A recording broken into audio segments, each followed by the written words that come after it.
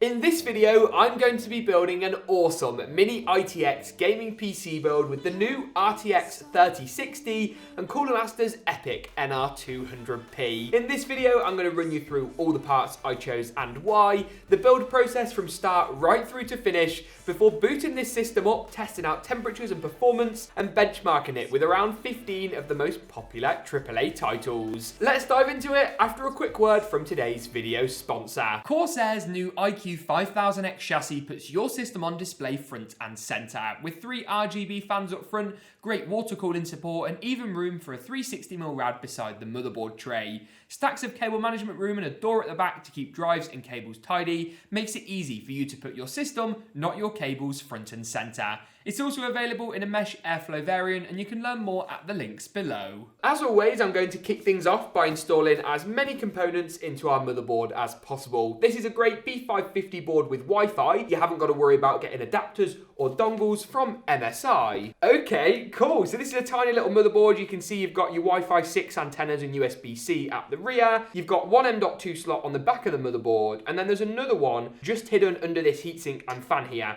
which we'll deal with in just a second.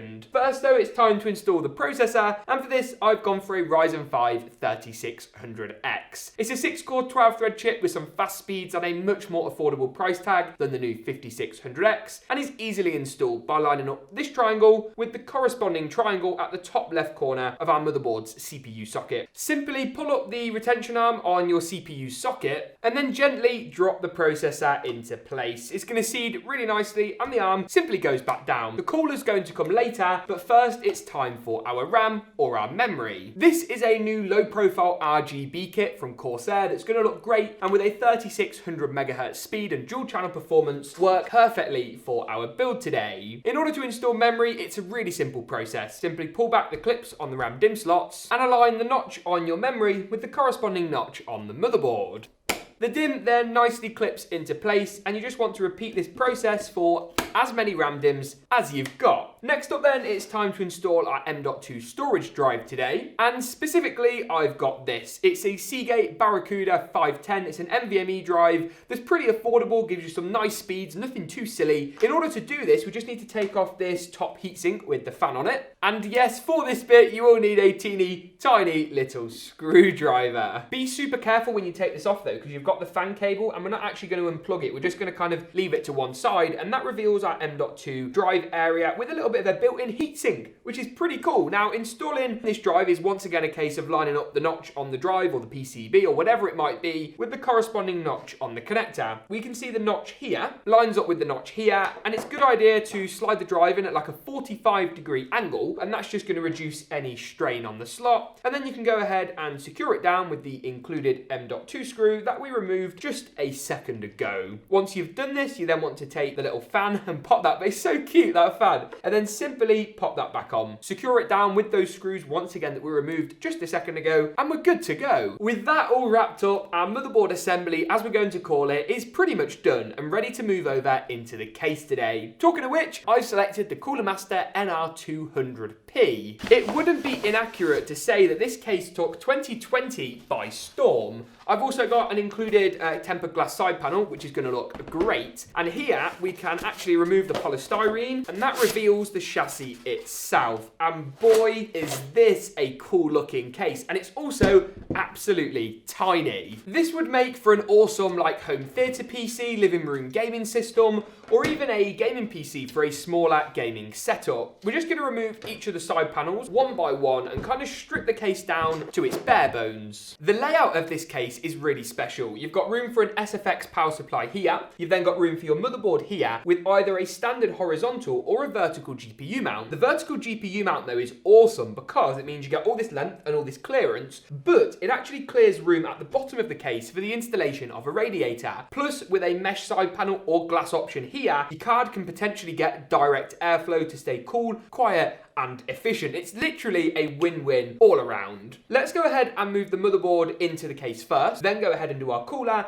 and then plug up our power supply and those kind of bits and bobs. Now, installing the motherboard in this case is really easy. You haven't got to check any standoffs because there's only 4, and they're located here, here, here, and here. And then it's just simply a case of actually sliding our motherboard in and just kind of lining it up so that our I/O shield appears nicely through the rear of the chassis. Go ahead and secure the motherboard down with those 4 standoff locations and you're good to go. Nice, and with that we can move nicely on to our CPU cooler. As I say, we're going to mount it at the bottom of our case, and this is the Cooler Master Master Liquid 240p Mirage. Now normally I would say something like this was a bit overkill for a Ryzen 5, but because our case is nice and small, I don't want to have a stock cooler or an air cooler on here, and I don't want to heat the rest of the case up too much because there's not a load of space for that air to actually dissipate and be exhausted out. So this is a great option for a super small form factor gaming PC build. Oh yeah! And to install the cooler, I think we're going to put the case on its side, and that means that when we go ahead and slide the radiator into place, that we're actually able to fasten the radiator down. And then we can go ahead and just pop those 2 fans on top of the radiator and then secure the water block into place, a little something like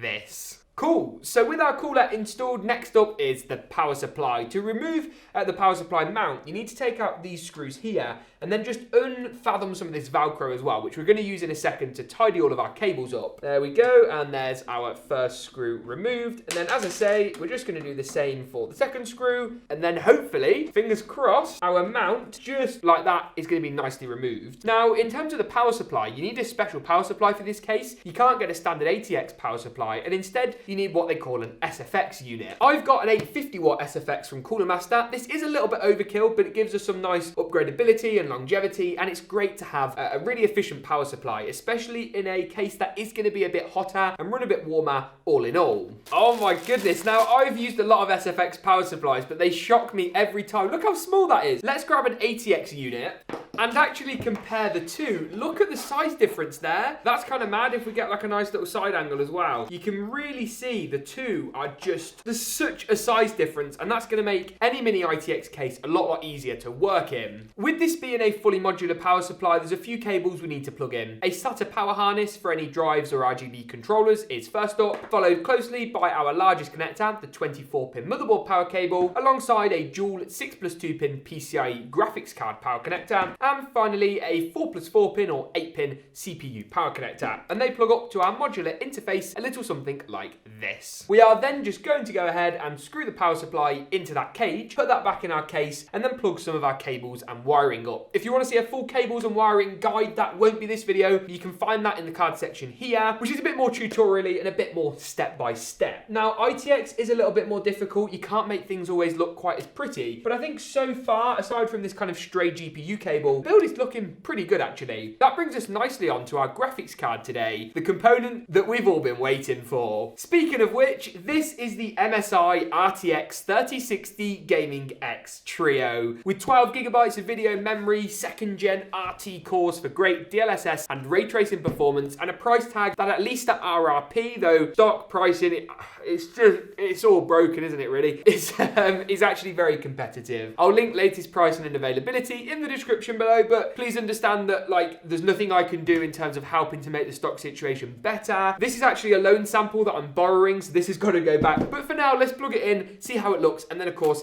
how it performs in just a second. Now, the Gaming X Trio is a bit of an overkill cooler design for the 3060, and it kind of draws parallels, right, with the Strix cards from Asus. But when you've got a smaller case with more restricted airflow, an overkill cooler is definitely not a bad thing. And when I say overkill, holy moly, look at this thing, it's mad. Now, we are going to use the vertical GPU mount, so it's going to go a little something, oh, that is a squeeze. It's going to go a little something like this. Oh my god, that's ridiculous. But we will need to actually install a PCIe riser cable to reach from the motherboard to the graphics card. This is the riser cable we're after. It comes included with the case, which is really cool. And we just get a close up here. This simply slides into the PCIe graphics card slot at the bottom of our motherboard, and then our graphics card will slot into that and mount at the front. We're going to once again squeeze the GPU in, a bit of an angle. There we go. And then the riser cable, with a little bit of kind of negotiation, is going to slot onto the bottom of the GPU. Make sure the little retention clip is upwards. It's nice and purple, so stands out, which is quite cool. The attention to detail on this case is pretty awesome, actually. And then, as quickly as possible, you're going to kind of hold the GPU with one hand, because if you let go, it's going to come out. And then secure it down with our standard graphics card screws. Quick as we can, it's getting heavy. There we go. The GPU is secured into place. Normally, I'm not too bothered about using multiple screws, but in this occasion, use as many as you possibly can. And then all we've got to do is just give our graphics card power at the top of the card. And then we're ready to just pop that tempered glass side panel on and see just how good this system looks when it's all tuned up and ready to go. Here we go. As I say, the mesh one is going to be better for prolonged performance and is going to give you, of course, loads of airflow to the graphics card, but I think the glass looks awesome and there is actually a bit of airflow in there as well. So hopefully, fingers crossed, this is going to be okay. Look at that. I mean, that's ridiculous. That is so cool. Great. It's great. Jay thinks it's great. What do you think, Dan? Oh my god, that thing's tiny.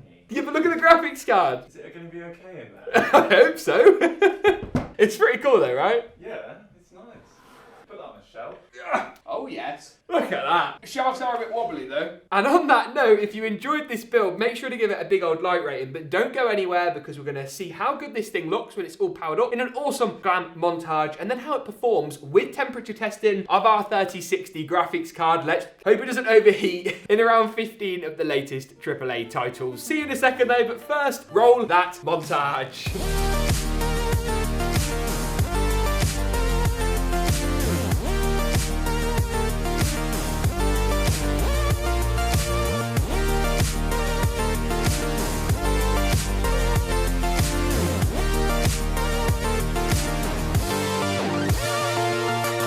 Right then, now that we've put this awesome ITX build together, let's take a dive and see exactly how it performs. On your screen now is a summary view of every single title we tested on this machine, alongside some temperature figures as well, which actually, with the glass side panel on, weren't quite as bad as you might expect. If you check out the playlist in the card section now, you can find the full unedited benchmark runs for all the games on your screen, but as always, we are going to dive in to a few focus titles to see just how well they perform. Apex Legends is first up, and at 1080p high settings, we've got a very respectable 147 FPS on average. The game looked great, and of course that FPS was unlimited in the Origin in-game launcher to get us above that 140 FPS mark. GTA 5 is a similarly positive story. Here at 1080p high settings in the game's inbuilt benchmarking mode, we got 112 FPS on average, with 104 and 92 for the 90 and 99th percentile results. Next up is Valorant, another game we tried out today, and here at 1080p high settings, we got a very good 335 FPS on average, with 291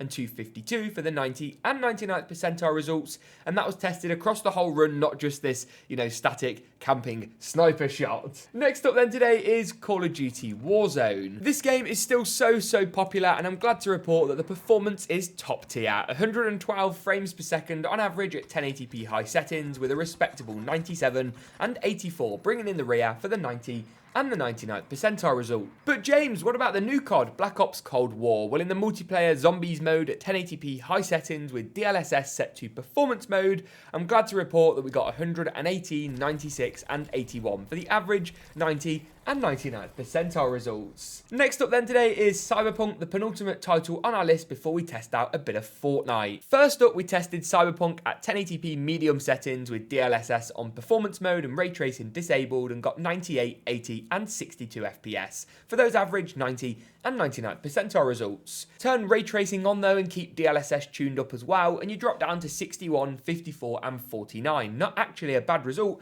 for Cyberpunk ray tracing. Finally then, it's Fortnite, and we tested this game at 1080p both high and competitive settings. First off, at 1080p high settings, ray tracing off and DLSS set to performance mode, we got 143, 126 and 114.